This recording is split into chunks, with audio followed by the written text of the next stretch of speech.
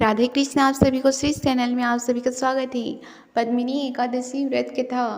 पद्मिनी एकादशी का महत्व। धर्मराज युधिष्ठिर कहने लगे कि हे जनार्दन, आपने सभी एकादशियों का विस्तार पूर्वक वर्णन कर मुझे सुनाया, अतः अब आप कृपा करके मुझे अधिक मास के शुक्ल पक्ष की एकादशी का क्या नाम है तथा उसकी विधि क्या है, इन सब के बारे में बताइए।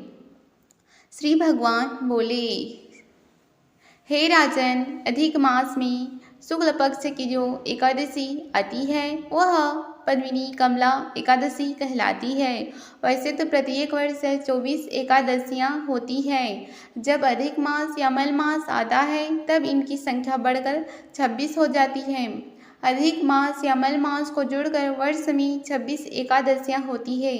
अधिक मास में 2 एकादशियाँ होती हैं जो पद्मिनी एकादशी शुक्ल पक्ष और परमा एकादशी कृष्ण पक्ष के नाम से जानी जाती है। यह एकादशी करने के लिए दशमी के दिन व्रत का आरंभ करके कांसे के पात्र में जौ चावल आदि का भोजन करें तथा नमक न खाएं, भूमि पर सोएं और ब्रह्मचर्य व्रत का पालन करें। एकादशी के दिन ब्रह्म मुहूर्त में शौच आदि से निवृत्त होकर दंत धावन करें और जल के 12 कुल लेकर के शुद्ध हो जाएं। सूर्य उदय होने के पूर्व उत्तम तीर्थ में स्नान करने जाएं। इसमें गोबर, मिट्टी, तिल तथा कुसा व आंवला के चूर्ण से विधि पूर्वक स्नान करें।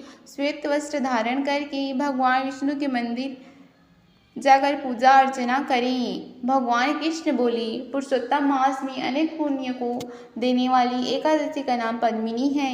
इसका व्रत करने पर मनुष्य कीर्ति प्राप्त करके वैकुंठ को जाता है, जो मनुष्यों के लिए भी दुर्लभ है। हे राजन, ध्यानपूर्वक इस कथा को सुनो। पद्मिनी एकादशी व्रत कथा। हे मुनिवर, पूर्व काल में त्रेता युग में है नामक राजा के वंश में कीर्तवीर्य नाम का राजा महिष्मतिपुरी में राज्य करता था। उस राजा की 1000 परम प्रिय स्त्रियां थीं, परंतु उनमें से किसी को भी पुत्र नहीं था जो कि उनके राज्य भर को संभाल सके। देवता, पितृ, सिद्ध तथा अनेक चिकित्सकों आदि से राजा ने पुत्र प्राप्ति के लिए काफी प्रयत्न किए, लेकिन सब असफल रहे। तब राजा ने तपस्या करने का निश्चय किया। महाराज के साथ उनकी परम प्रिय रानी जो इच्छा को वंश में उत्पन्न हुई राजा हरिश्चंद्र की पद्मिनी नाम वाली कन्या थी। राजा के साथ वन में जाने को तैयार हो गई। दोनों अपने मंत्री को राज्य भार सौंप कर राजसी वेश त्याग कर गंधमादन पर्वत पर तपस्या करने चले गए। राजा ने उस पर्वत पर 10,000 वर्ष तक किया, परंतु फिर भी पुत्र प्राप्ति नहीं हुई। तब पतिव्रता रानी कमल नयनी पद्मिनी से अनुसुईया ने कहा, 12 मास के अधिक महत्वपूर्ण मल मास होता है, जो 32 मास पश्चात आता है। उसमें द्वादशी युक्त पद्मिनी शुक्ल पक्ष की एकादशी का जागरण समेत व्रत करने से तुम्हारी सारी मनोकामना पूर्ण होगी। इस व्रत को करने से भगवान तुम पर प्रसन्न होकर तुम्हें शीघ्र ही पुत्र देंगे। रानी पद्मिनी ने पुत्र प्राप्ति की इच्छा से एकादशी का व्रत किया।